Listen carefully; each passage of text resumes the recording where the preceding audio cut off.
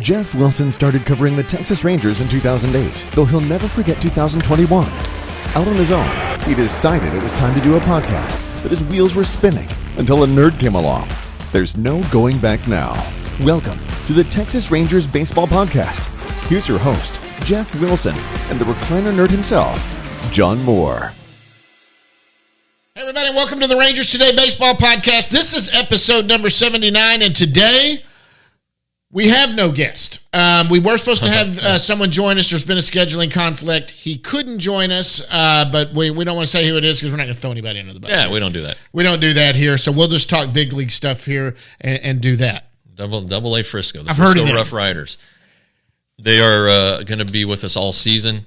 They're going to sponsor the guest segment, which is awful nice of them.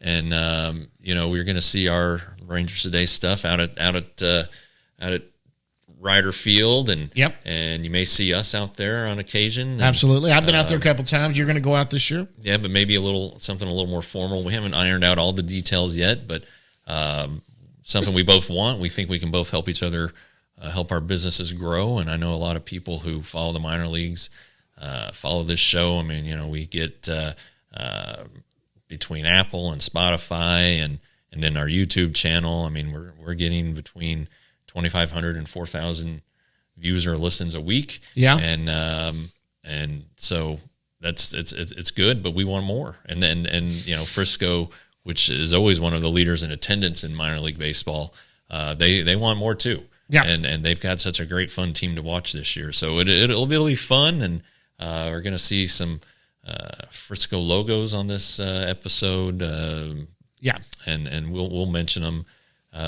before every episode and talk about what they've got going on, and we'll do that when we finish up here. But good stuff happening for us and for Frisco. And to go along with it, this is a good team. Right. I mean, this is the best minor league baseball team in baseball, according to Jim Callis, That's with right. the most talent. And I think there's like 7 or 6 in the top 10 of Rangers. Top 10 are on my head. It's a big number, something like that. At least 5 I know of the top 10 prospects are playing at Frisco, so that's really cool. Jonah joining us is really cool too. But that's really neat for them to come on board and do that. Listen, so we got to talk about the big league team. A couple of things have happened. First of all, they're 7-5. They are in first place. You know what? You and I have done this show for 2.5 years, and for the first time, except for opening day, which nope, it wasn't, because the opening days they've lost the last couple of years until this year. Yeah. We are saying they're in first place. Yeah, they're tied for first place. Tied for first, and it's not opening day. That's right. Yeah, so they're 7-5. They're 6-4 in their last 10. They did lose the last game of the Kansas City series, which wasn't the greatest outing for Evaldi. And then talking to him afterwards, I mean, his stuff was there. He talked about mistakes he made, and that's going to happen. But he's very accountable. Yeah, he very much is. Yeah. Talked to us after the game in the media room and sat down and took every question and wasn't afraid to face it. Didn't blame. Look, there were a couple of bad luck things. One should have been maybe called an error on Josh Young. He said, "You know what? If I make the right pitch there, he doesn't. He's not going to throw a teammate under the bus. Right? He's not going to do it." But before we get into the team and how they're playing, let's talk about the bigger news for the big league level. We're going to be without the starting shortstop Corey Seager, really the biggest position, the highest priced position player there is. Yeah. He's probably gone for 4 weeks with a hamstring injury. Josh Smith is one name that'll fill in, but that's a big loss. It is, and he was their best hitter at the time of the injury, and he's running a double out, maybe a triple. He's probably there. I mean, he's their best hitter. It's a tough one for sure. It's good that it's happened early. Yeah. Maybe that tells them it's early enough. Maybe they decide to take a little extra time. I think when in Rangers history, you think of superstar players who get hurt, and it's, Michael Young and Adrian Beltre who are trying to get him back, tough as nails, and did whatever it took to come back. They played hurt. They played with pain. I'm not saying Corey Seager is not like that, but that's kind of I think that's the benchmark in Rangers players' minds. And You hope that he is. I'm sure he's doing everything he can to get back as soon as he can, as far as getting treatment and all the things that whatever it is they do. But yeah, that lineup looks a lot different without him in it. And Josh Smith batted second against the Royals in the first game Wednesday. I don't know that spot might have some different guys in and out of it, but Bruce Bochy's also a big believer in putting guys in one spot and letting them try it out, and letting them know that every day when they show up, they're batting second or they're batting ninth or wherever, and they don't have to worry about it. They get into a routine. They understand what their role is that day. So we'll see what happens with that.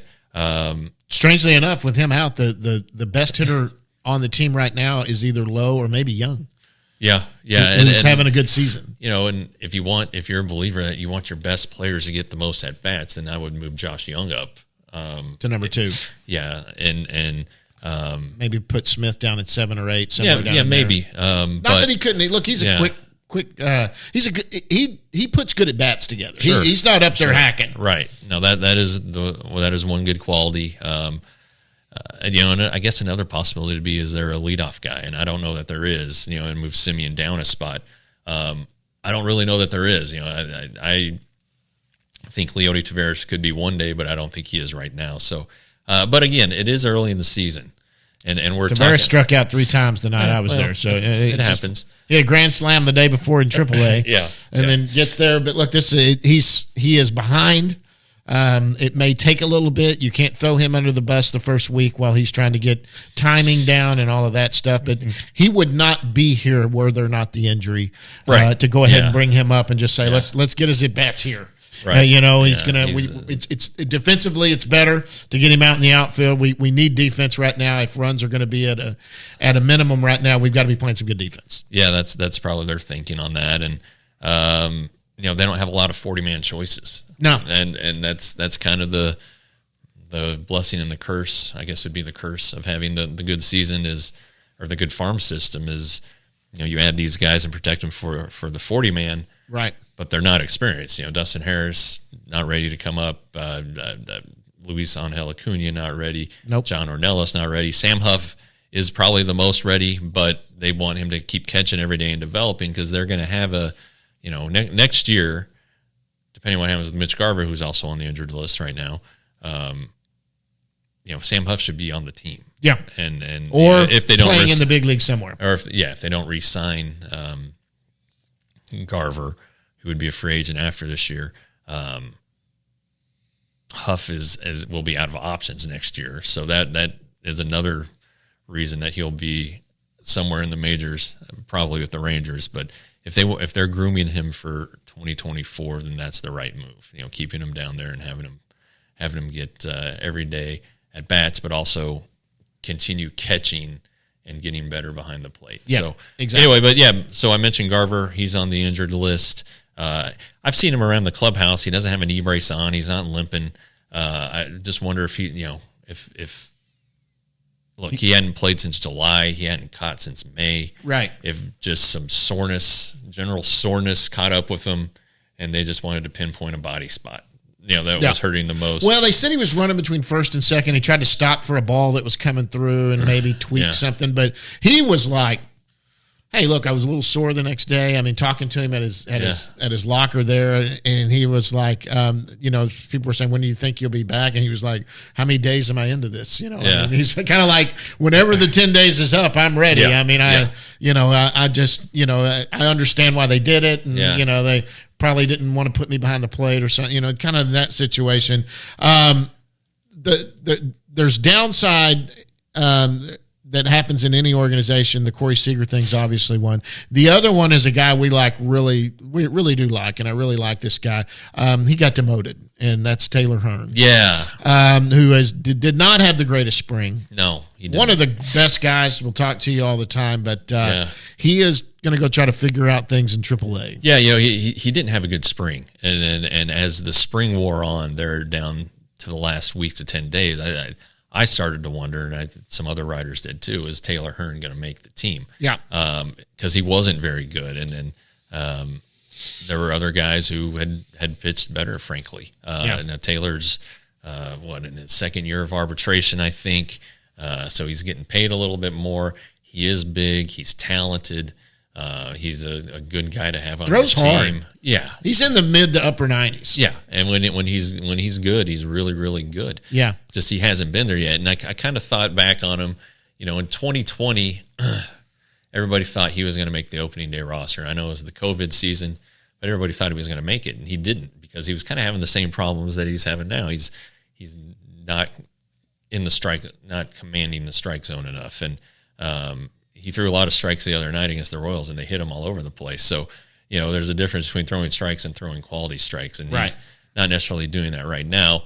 But the stuff's there, the delivery, the reach, the extension. The package is there. It just has to get wrapped up a little bit neater. And he got sent down last year after the rotation thing didn't work out. He'll be back. Yeah. I don't think there's any question about it. It's just we got a left-handed pitcher that throws that hard. Yeah, more than likely. But keep in mind too. The Rangers aren't developing in the major leagues anymore. The Rangers are trying to win. Exactly, and he's not able to help them do that right now. Okay, so you're making the prediction, guys. You got to know he's making the prediction before tonight, which is Friday. That's right. This is Friday morning. The Houston series is tonight. When you see this series is probably over. Yeah. Our producer is out of town. We don't know how much he'll get done this weekend, but he's going to be out of town this weekend. So, we understand. You're going to go travel and see some family and do that. So who do you predict? Joe Barlow. Okay, all right. That's who I kind of thought. Yeah. You kind of look at the game Thursday night in Round Rock, and four of the guys who are potential candidates, they all pitched, including John King, who went, I think, 2 2/3 or 2 1/3. And Yuri Rodriguez, who's also on the 40-man, pitched. So did Zach Luttrell, and Dominic Leone, who are non-roster guys, but are kind of veteran guys who've been in the major leagues and know how to pitch. So that leaves Josh Spores, who is on the 40-man, and he's on the injury list now, but he's out of options. And I don't know. I know he's made at least one rehab outing, and it was decent. But do you keep him there and try to keep him off the radar? So maybe you sneak him through the waivers. I don't know. But Joe Barlow, when he was sent down at the end of camp, a move that surprised a lot of us. His velocity had been down all spring. Yeah, 92 to 93. But he had started a throwing program, let's say that last week, and had seen an uptick in velocity. And basically, the way it felt to me was this is like a rehab assignment. It wasn't him being demoted because he had decent numbers, but it was him being sent down to build up his arm strength. And then once it was there, he'd get called up. And I think maybe just judging by the results, again, it's 2 scoreless outings so far this season. But he's hitting mid to upper 90s again. Maybe that velocity's back, and he'd be more effective. So because this is a guy that sits close to 100. Well, he can throw that. He can throw that hard, but you see a lot of 95s and 96s from him, which is it's only 2 or 3 miles an hour, but it's a big difference. And let's be really honest. You can throw 95, 96, 97, but if your ball isn't doing something, whether it's spinning good, moving a little bit, or something. Taylor Hearn throw 96 miles an hour, but if it's straight down the pipe and it's not moving, and it's easier to put a barrel on. Yeah, and that's what happens. That big league hitters hit anywhere from 90 to 100 miles an hour. They're used to it. Jacob deGrom gave up 7 hits the other night. Yep. And he was throwing 100 miles an hour. Exactly. These guys, they can shorten their swings. They can do a lot of stuff and get the bat on the ball if it's not well placed or if it's in the strike zone. And that's kind of a curse of a guy who throws a lot of strikes like deGrom and Nathan Eovaldi. You're going to get hit. Greg Maddux never threw a no-hitter. No. And he was always around the strike zone.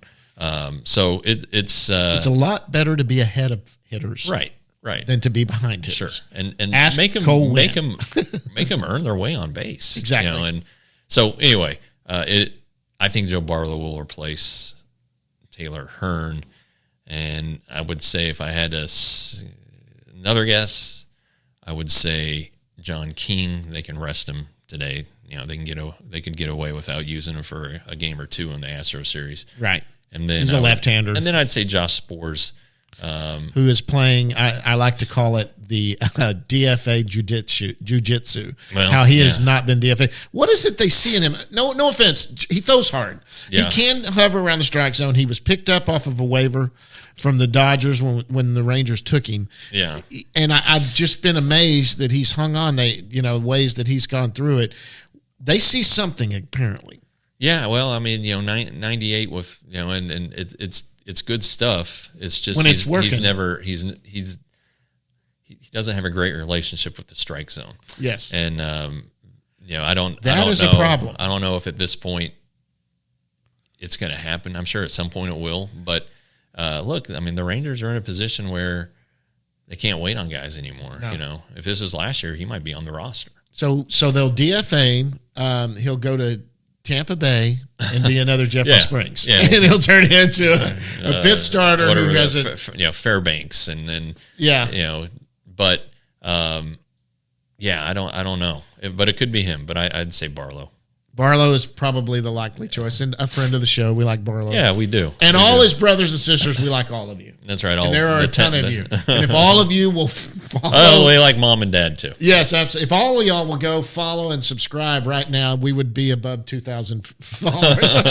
There's a lot of Barlows out there. Yeah. What else at the big league level? I mean, Houston series is important. They're hurt. We're hurt.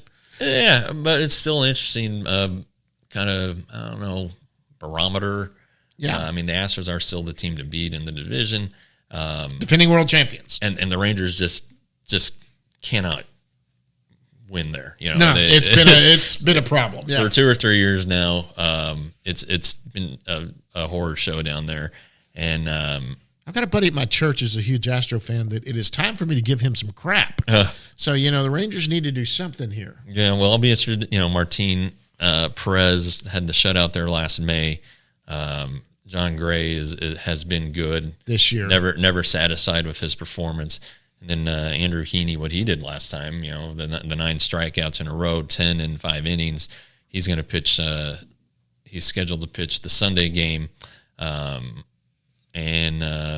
curious to see how the three of them do. And Martin knows how to pitch. John Gray has stuff and has a chance to be a real durable guy, and Heaney has a lot of deception with his delivery and what he does and what his fastball does. So, and the way he says coming down towards the hitter more than opening up, which I guess is what's leaving it.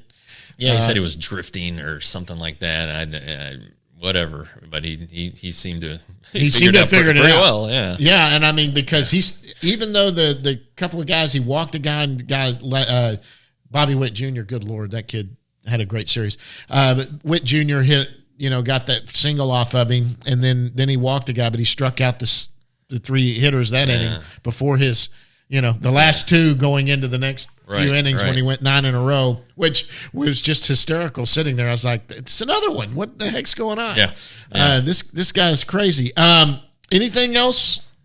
No, I think we're doing good on I think we've covered it. I think we covered everything. It's still early, Yeah. But the Rangers do have a couple obstacles, but they also have some really good starting pitching. So, pitching was always going to carry this team. So, especially so now that Corey Seager is out for at least a month. It could be a little longer, but we'll see we'll see if this team is indeed built to win with starting pitching. Okay. So there you have it. All right, guys. Well, that's our big league stuff right there. Next time when we come back right after this, let's go down in the bus leagues and talk about the minor leagues. Let's do it. The Frisco Rough Riders return home from San Antonio on Tuesday night for a 6-game homestand. If I'm not mistaken, that is a Jack Leiter night. Thursday, the 20th, is Bark in the Park, and Thirsty Thursday. Friday, the 21st, KitchenAid Senior PGA Championship night. You get a golf towel. It's also a Frisco ISD night, and there's fireworks. Saturday, Girl Power Night with a pregame Women Who Lead panel. Girl Scout night, and then kids run the bases after the game. And then Sunday, Kids Sunday Fun Day, which is always a good time for the kids. Tickets available. Go over to MILB.com, find Frisco, and go to town. Okay, guys, it's time to go down in the bus leagues once again. Brought to you by the Frisco Rough Riders once again. Now, speaking of the Frisco Rough Riders, we're going to go down in the bus leagues. We're going to talk about every level of the bus leagues, where that's at, and a couple of players on each one. Mm-hmm. Now, Down East and Hickory have not played. They've had a lot of rain up there. So you go to Down East first. If you don't know the levels, guys, there's low A, high A, double A here in Frisco, right here close, and then triple A that's to the minor leagues. We're just reminding you of that. I know a lot of you that watch this know that, but for those that don't, want to bring it up. Down East Wood Ducks, they are the low A team. A lot of the baby kids that are just first getting here are there. They're 3-1. They've won 3 in a row. Really down there, probably the big name's Brock Porter. Yeah, and his professional debut didn't go great. You know, he threw 32 pitches, only 12 strikes. I think he walked 4, only got 1 out, but you know, it might have been some nerves. I don't know. I don't want to put myself in there. Haven't talked to him, but I'm sure he was amped up. You know, it's the first time he pitched since June or whatever it was. Right. His high school state championship game. So I wouldn't worry about that. But to your point about young guys, he's one of them, obviously. But I think there was something I saw. I don't remember if it was Baseball America or MLB Pipeline, the youngest players in each league, and I think Down East has 3 of the top 10 in the Carolina League that are 18. Youngest, 3 of the top 10 youngest guys. So, I mean, their emphasis on young, but Ian Muller's back, Cam Colley's back. Expect them to be better this year. So, you know, it's always a roller coaster ride with that team. Yep. Especially when the summer hits and maybe some of the Arizona kids get moved up or some of the draftees get to go out. Right. Things can go south. Not south, but, you know, they can hit a roadblock like they did kind of last year. Yeah, absolutely. And then when you go to high A is kind of a big deal right now because of one particular guy who started there and looked outstanding. High A is they play in the South Atlantic League, Hickory, and that's the Hickory Crawdads. And we got to talk about Rocker, who did not. Everybody wondered if he was going to start double A. He did not, and looks like maybe double A might have been something he could have done because he looked pretty dominant. Well, yeah, you know, it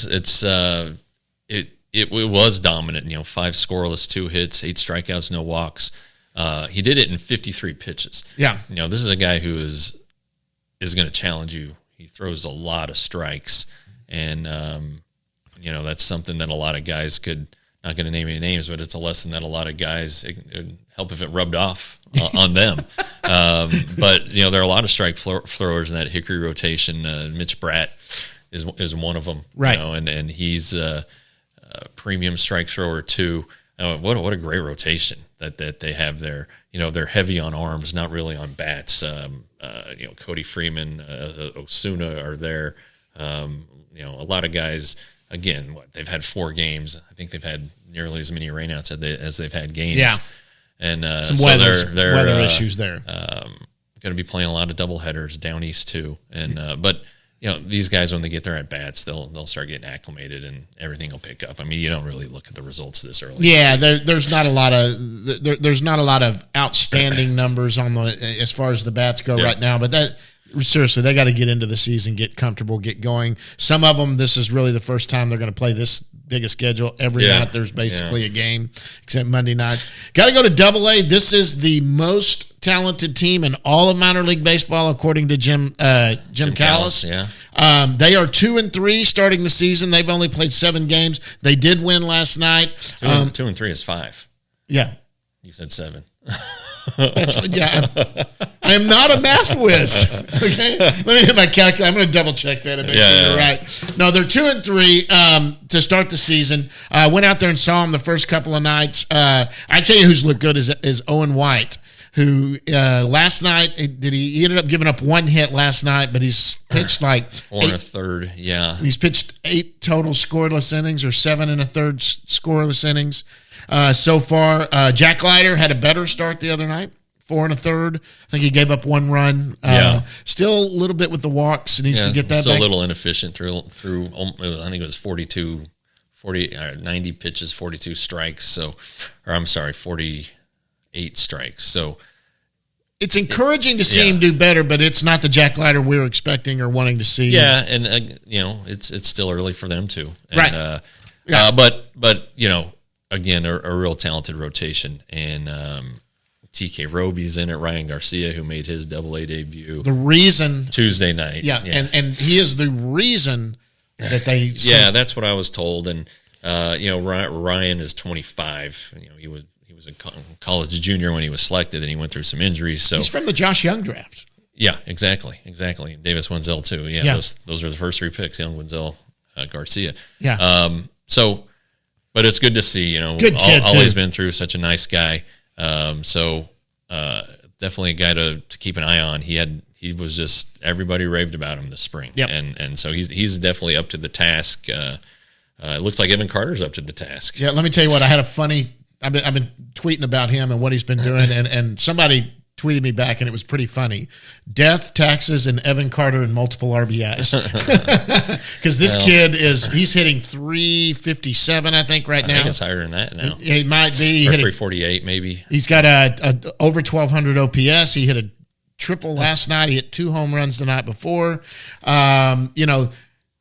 No, he's not coming to the big leagues right now. But I'm telling you, I've said that's a sleeper guy to watch that might get to the big leagues. That's obviously a CY situation that he'll make that choice. But I think Bochy has an ear to the. I mean, let's look at the big leagues. If this continues for 2 months at Double-A, and this guy's putting up 1,400 OPS, 1,200, if he has 12 home runs, 10 home runs. Yeah. And look, he could use some weight. He is, he's got good 20 pounds that he could put on there to make it better. But that's a guy that is legitimately in this whole organization, top to bottom, might be one of the 3 best outfielders. Yeah, he might be. I still think he's got to go through all the steps. Yeah, I don't. He'd have to go to AAA. I just think. Could he get a quick promotion, say a month and a half from now? I don't know. I mean, if he has a 950 OPS after 2 months, and it looks like he's just toying with him, I think maybe he would get promoted. So, but we'll see. But yeah, it's a very encouraging start. Again, it's 5 games, but he had a great spring. So you're saying I'm overreacting? Maybe, but I mean, it's better than the alternative. But yes. And some of these guys are struggling, but the one thing that they are doing is they are getting on base. Dustin Harris is batting 200, but he walked 3 times Thursday night. So, so JC is hitting about 250, but he's looked good, but he's taking pitches too. Trevor Hauver is of that same mold. And again, when Aaron Zavala gets back, he's going to be that's the guy. Another guy who just knows the strike zone, like Carter, like Harris, like Hauver, and just makes guys work. So I was watching, and like we said earlier, it's Friday, guys. So I was watching it last night. We said it earlier in the show. So when you're watching this, the Houston series may already be over. But like I said last night, I was watching on my MILB app. I was watching the Double-A game. Carter struck out looking the first at bat, got a full count, and took a outside corner. They called it a strike. It did not look like a strike. Yeah. And he actually said something. I mean, this is one of the sweetest kids in the world. But he actually looked at the ump and said something on his way back to the dugout. Yeah. He was not pleased. And that kid has got that good an eye that he felt you missed that call. Yeah, no, I saw it happen in a minor league game later. I think it was the last day we were in spring training. It was like a star-studded day of guys, Rocker was on one field, Cole Winn and Sam Huff and Dustin Harris and Carter were in the AAA game. And Carter got rung up, and he looked back at the ump, and he just said, "That's not a strike." And there are certain headers you just trust. I think that's what his mouth said. That's not a strike. You missed that, or something to that effect. But he turned around, and walked right back to the dugout. But I like that. I mean, he didn't throw a fit, didn't do anything like that. I don't think that's in his nature. No, I don't think so either. But I was out at Frisco and talked to him a couple nights for opening weekend. His wife's here. They're in town with the dog. Finally saw her. Cute girl. He's got a nice, a pretty wife there. Good young couple. I always like that. I think that's hysterical to how young they are. But anyway, she was there. But Frisco, man, I'm telling you, and look, it's not just because Frisco's partnered up with us, guys. You need to go out. Yeah. That is you're going to watch Major League Baseball players playing baseball. There are guys on that. They're up and down that lineup that are going to be Major League Baseball players. And the Texas League has some good players too. Absolutely. So, it's a good one to. Well, Double-A is really where top prospects end up if they do go to AAA, it's usually because they're blocked. Yeah. And they get to AAA and just sit there because they're blocked at the big league level. But your talent goes to AA. That's where they really start facing. You just look at last year, and the last 2 years, Julio Rodriguez was there a couple of years ago. And last year, all those Cardinals prospects were knocking on the door or in the majors now. And Corbin Carroll, who's with the Diamondbacks now, he was in AA last year. I mean, so that's the caliber of player you're getting. And you're seeing them young, but it's a cheap ticket. Yeah, you get out there, you'll see some Rangers Today baseball podcast things showing up out there because they are doing some partnership with us. We already talked about that earlier. But I'm not just saying that because of that. There's some good baseball played there, and it's a fun team to watch. And they are going to be a good, talented team. They can score runs. They have top pitching prospects there. But we got to go to Round Rock. That's the level right below the major leagues. AAA. They're 7-4, 7-3 in their last 10. They have played 10 games. So we could do that. Well, they did start earlier. So, they started the Friday night after the Rangers started. The Rangers started. Nothing outstanding at the plate. Nobody's really stepped up and putting up huge numbers yet. Yeah, well, Julio Pablo Rodriguez, JP, or not Rodriguez, Martinez. You forget about him because he's 27 and he's been here. JP, Cuban defector, right? Yeah, I enjoyed talking to him last year in Frisco. Does he speak good English? No. He doesn't. He understood a lot of my questions, though. But he explained just everything that was going on. It was a hard transition, for him coming to the United States. I mean, the food's different. I mean, just all these things, places he'd never been. He got adjusted to it. He had some eye issues a couple of years ago that he got straightened out. He did okay last year. He did real well last year. Yeah, he got promoted early, or one of the first promotions to AAA. He was good. He's of the age, fast, hits for power. He does a lot of good things, and the Rangers, he was the consolation prize when they missed out on Shohei Ohtani. They had all this money left, so they went and signed him. Yeah. So anyway, he's doing well. But and like you said, the rest of the lineup though has not. I mean, there's nobody hitting over 300 besides him. I'll have to double check that. That might have changed the last time I had looked. Yeah, but he was hitting over 300. He's leading off for that team, and that's good for him. I mean, this is a guy that maybe he gets a call up. I mean, he's old enough. He's not on the 40 man. Right. There would have to be a corresponding move to do that. But Wynn had a better outing last night. He still gave up 3 runs. Yeah, but. A scout I talked to who was there said it was really good. It's the best his fastball's been in a long time. Really? Just wasn't finding the point. He pitched better than his line. And that'll happen. You never know. Again, we don't see these games like we see Rangers games. Right. You don't know plays that weren't made behind him. Sure. Absolutely. And so, anyway, that's encouraging to hear. But their best pitcher has been Cody Bradford, who's pitching tonight. We don't want to jinx him, but absolutely, he's 2-0 and hasn't allowed a run yet. Big friend of the show here. Friend of the show. Yeah, his parents are friends of the show. They come up. Every time I see them, they come up and talk to me. We'll have to get him on here soon. I told him we'd try to do it in the off season in studio, and it never happened. So that'll be. But he's been really good, and he impressed a lot of guys. And I did an informal poll of like who's impressed you the most. So like a bunch of coaches and a couple of scouts and executives, and he was the first name out of Greg Maddox's mouth. Really? So if Greg Maddox is impressed with how I've heard pitched, of him. Yeah. And I talked to Mike Maddox yesterday on the off day. He really likes Cody too. He sees him helping. That's good for him. And right now, like we talked about early on when we were talking about Taylor Hearn, that bullpen's pretty good. And a lot of guys who you could mix and match. So. We'll see what the corresponding move is later today for the Hearn move. Again, I think it's going to be Joe Barlow, but anyway, they've got some arms in that bullpen, and that's probably why they're off to such a good start. Yep. So. All right, guys, is that it? Anything else before we get out of here? Big thanks to the Frisco Rough Riders for what they're doing with us. Yeah. And like we said earlier in the show, there's some big things coming up for the podcast. We're going to let you guys know about that once it's official. Yeah. But until then, guys, we're going to see you at the yard. Yeah.